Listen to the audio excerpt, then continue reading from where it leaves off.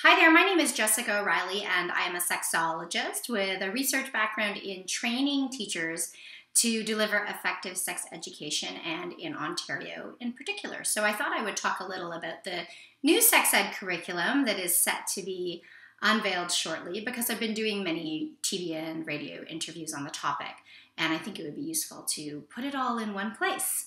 So I'll start by saying that back in 2010 I did see a draft version of the curriculum, and it was a huge improvement over the outdated curriculum that we're currently still using that in fact predates most of our students. Yes, it's older than most of the kids who are learning it in school. Now, I'll start by saying the curriculum was developed in consultation with thousands of people, including teachers and parents and students and a range of organizations from all sides of the fence. And most importantly, it's a fact and science-based curriculum. When we look at sex education in Canada, we see that parents are overwhelmingly supportive. So 85% of parents across the country support comprehensive, broadly based sexual health education in schools on a range of subjects from reproduction and anatomy to healthy relationships and even pleasure. So I thought we could look at some of the criticisms with regard to the questions I've been receiving regarding this new curriculum. So one of the major criticisms that's hot today involves the suggestion that we should be teaching consent from a very young age, consent in grade 1 in particular. And I think this is a very good thing because we are not teaching sexual consent. It's about their bodies and it's about owning their own space. And these are foundational skills that that will be transferable into sexual relationships down the road in 10, 20 years. These foundational skills will have a greater impact and a lasting one if we start younger. So when they do reach their mid-late teenage years and find themselves perhaps dating or considering dating or dealing with sexual attraction, they'll be better prepared to communicate their needs and respond to the ways in which their peers and partners communicate with them. So that's my thought on teaching sexual consent. In grade 1, I think consent can be taught from an even younger age. For instance, if your child is being asked to give somebody a hug and they don't want to, that's an opportunity to teach them that you're right, it's your choice. So there's some empowerment there. Another criticism with regard to the new curriculum involves teaching about same-sex relationships at a young age. Well, this is just something that's integrated into our programming and should be. We shouldn't even have to teach about same-sex relationships because they're not special.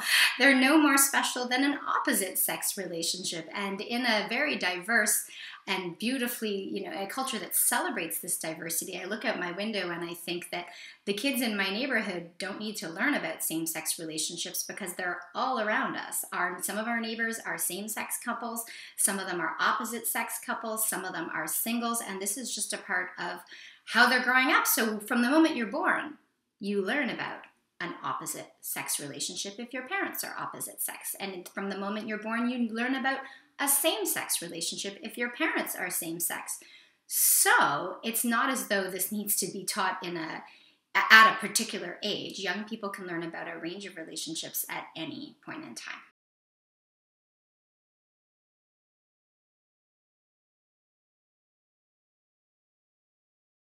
Another criticism, and I think a real hot button issue, regards anal sex being taught in grade 7 or 8. And this is the reality. We're not teaching how to have anal sex.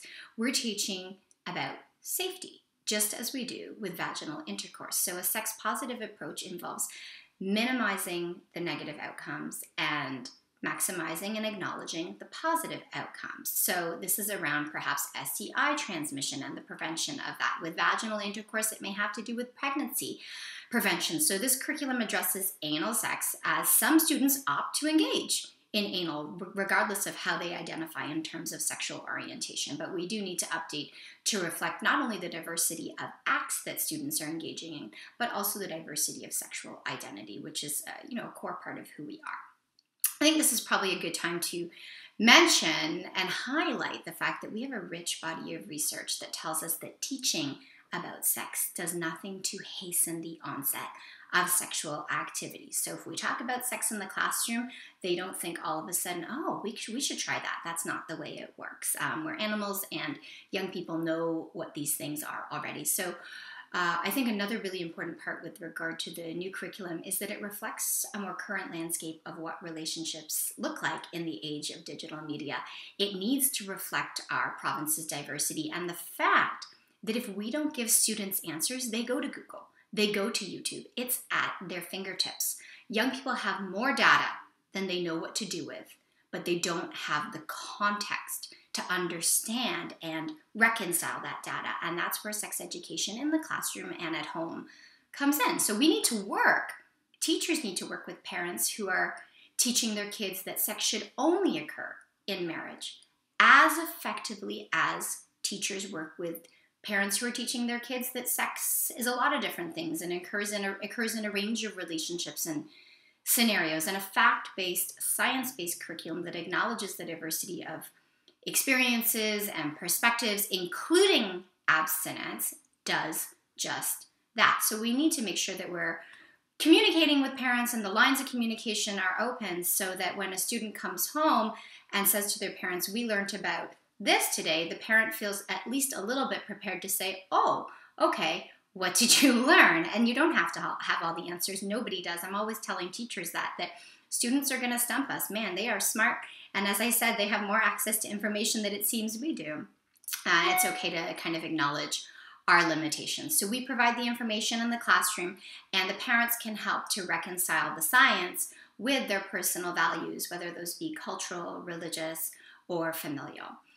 You know, I want to end by saying that sex ed is about empowerment. It's about making our students feel comfortable with their bodies, prepared to advocate for themselves in healthcare settings, and confident enough to negotiate relationships that are lasting and healthy and loving and underscored by honesty and equality and respect and, of course, consent. So with regard to the curriculum, I hope there are no further delays, and I really hope that the silent majority will speak up. Thank you. If you're looking for more information on me, I'm at Sex with Dr. Jess on all social media.